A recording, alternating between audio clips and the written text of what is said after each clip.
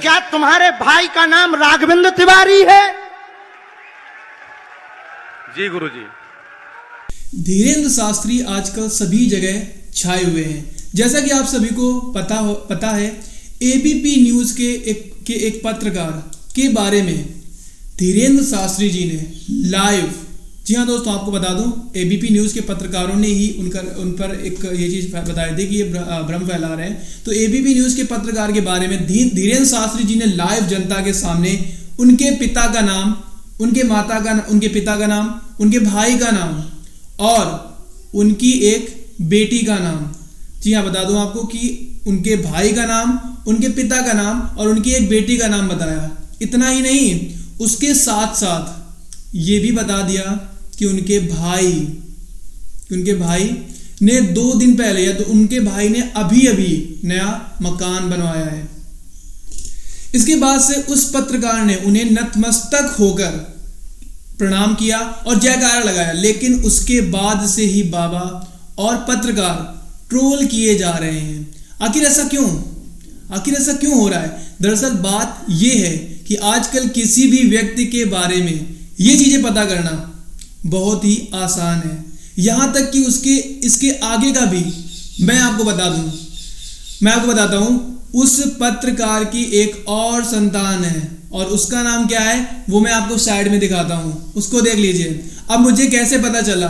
तो ये कोई बड़ी बात नहीं है। बहुत ही आसान शब्दों में कहें तो आजकल इंसान अगर पेशाब करने भी जाता है तो सोशल मीडिया में बताता है।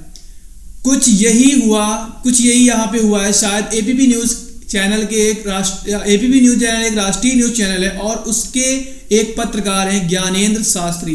अब लोग दावा ये कर रहे हैं कि उनकी जो जानकारी बाबा ने बताई वो फेसबुक से ली गई है। मैंने भी फेसबुक में जाकर सब सर्च किया। जब मैंने सर्च किया तो ज्ञानेंद्र शास्त्री एबीपी न्यूज जब डालोगे आप तो तुरंत ही सर्च बॉक्स में आ जाता है, यही आ जाएगा। उसके बाद आपसे हमें कुछ भी बताने की जरूरत नहीं है, क्योंकि यहां से आप ये पता कर सकते हैं कि उनकी शादी 4 जून 2013 में हुई थी। यानी कि ये भी पता करना बहुत ही आसान है उनकी शादी कब हुई थी, उनकी पहली बेटी का जन्म कब हुआ, उनके भाई का नाम, और 2 दिन पहले उनके मकान का गृह प्रवेश हुआ है और भी बहुत कुछ। जैसे ये चीजें निकल कर आई, लोग फिर से उन्हें ट्रोल करने लगे हैं।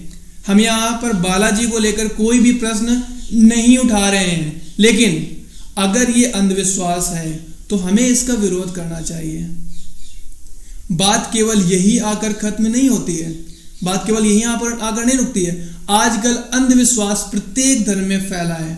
कोई भी धर्म इससे बचा नहीं है, वो इस्लाम हो, ईसाई हो या फिर वो सनातन धर्म की आड़ में पाखंड कर रहे। अभी ये एक छोटी सी क्लिप सुनिए, पर जहां पर एक मौलाना कह रहे हैं स्त्री को पुरुष के लिए ही बनाया गया है, वो चाहे कितनी भी बीमार हो, यहां तक अगर उसके बच्चा होने वाला हो और उसका दर्द असहनीय हो, उसके बाद भी अगर उसका शौहर उसके साथ हम बिस्तर होने की इच्छा रखता हो तो स्त्री का फर्ज है उसकी बात को माने।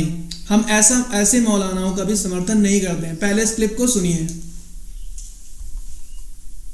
बच्चा भी हो, औरत को बच्चा भी हो रहा हो और वो ऊंटनी की ऊपर बैठी हो और इस हाल में तुम्हारा शौहर हम बिस्तरी के लिए तुम्हें बुलाए तो आए औरत, तुझे उस वक्त भी अपने शौहर के पास जाना पड़ेगा। ये आपने सुना। अब ये क्या कर रहे हैं? ये भी एक प्रकार से अंधविश्वास ही फैला रहे हैं, क्योंकि ये इस्लाम को नीचा दिखाते हैं। अगर मैं बात करूं वीडियो को समाप्त करने से पहले, मैं ये कहना चाहूंगा कि किसी की भावनाओं को ठेस पहुंचाना हमारा उद्देश्य नहीं है। धन्यवाद।